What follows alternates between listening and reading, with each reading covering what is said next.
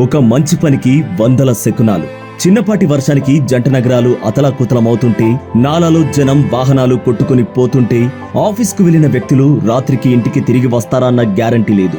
వేల వాహనాలు కిలోమీటర్ల కొద్ది నిలిచిపోతుంటే రాజధానికి బ్రాండ్ ఇమేజ్ ఎలా వస్తుంది?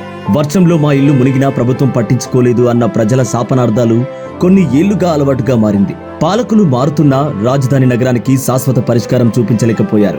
గతంలో కేసీఆర్ మాటలతో సరిపెట్టారు. ఇప్పుడు రేవంత్ రెడ్డి చేస్తున్న సాహసానికి అందరూ జేకొట్టాలి కానీ శాపనార్థాలు పెడుతున్నారు.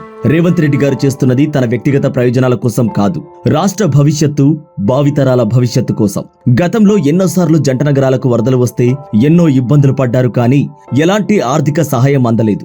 చివరికి పలకరించిన దిక్కే లేదు. ఇప్పుడు నిర్వాసితులకు డబుల్ బెడ్రూమ్ ఇల్లు ఏర్పాటు చేసి వాళ్ళను అక్కడకు పంపిస్తుంటే కొందరు ఎందుకు రేవంత్ రెడ్డి గారిపై, వారి కుటుంబ సభ్యులపై బూతులతో రెచ్చిపోతున్నారు? వేల డబుల్ బెడ్రూమ్ ఇల్లు పాడుబడిపోతుంటే పట్టించుకొని బీఆర్ఎస్ నాయకులు ఇప్పుడు సానుభూతి పేరుతో జనాన్ని రెచ్చగొడుతున్నారు. కాళేశ్వరం, మల్లన్న సాగర్ ప్రాజెక్టులు కట్టినప్పుడు, వందల గ్రామాలు ఖాళీ చేయించినప్పుడు కేసీఆర్ ప్రవర్తించిన తీరు గుర్తుకు తెచ్చుకోవాలి. ఇళ్లల్లో జనముంటే జేసీబీలతో ఇల్లు కూల్చలేదా? వ్యవసాయ భూములకు నష్టపరిహారం అడిగితే సిఆర్పి పోలీసులతో చితకబాదించలేదా? ఈ రోజు బీఆర్ఎస్ లో ఉన్న వంటేరు ప్రతాప్ రెడ్డిని మల్లన్న సాగర్ ముంపు రైతుల కోసం ప్రశ్నించాడని చావు కొట్టలేదా? పోచారం శ్రీనివాసరెడ్డి నియోజకవర్గం బాన్స్వాడ నుండి రైతుల పేరుతో టీఆర్ఎస్ గుండాలను తెచ్చి మల్లన్న సాగర్ రైతులను కొట్టించలేదా? కేసీఆర్ ఫామ్ హౌస్ కు నీటి కోసం కట్టిన రిజర్వాయర్ కోసం ఎన్నో గ్రామాలు ఖాళీ చేయించి వారికి నష్టపరిహారం ఇవ్వకుండా ఎన్నో ఇబ్బందులు పెట్టి లక్షల విలువ చేసే భూములకు వేలల్లో నష్టపరిహారం ఇచ్చి చేతులు దులుపుకోలేదా? వేల కోట్లు ప్రజాధనం ఖర్చు చేసి కట్టిన రిజర్వాయర్ ఒక్క కేసీఆర్ ఫామ్ హౌస్ కు తప్ప ఎవరికి ఉపయోగపడింది? ఒక్క కేసీఆర్ ప్రయోజనాల కోసం వందల ఊర్లో నామరూపాలు లేకుండా చేసినప్పుడు ఆ ప్రజల మీద సానుభూతి ఏమైంది?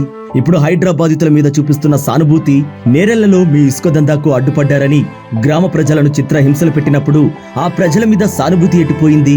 ఇప్పుడు హైదరాబాదితులు అని మొసలి కన్నీరు కారుస్తున్న కేటీఆర్, హైడ్రాతో నష్టపోతున్న ప్రజలకు రేవంత్ రెడ్డి గారు న్యాయం చేస్తుంటే జనాన్ని రెచ్చగొడుతున్న కేటీఆర్, ఆ పేదలకు జరుగుతున్న అన్యాయానికి మూల కారణం నీవే కదా? అక్రమ కట్టడాలకు డబ్బు వ్యామోహంతో అనుమతులు ఇచ్చింది నీవే కదా? మీ 10 ఏళ్ల పాలనతోనే వందల అక్రమ కట్టడాలు వెలిశాయి. ప్రజల శాపనార్థాలు తగిలేది కల్వకుట్ల కుటుంబానికి మాత్రమే.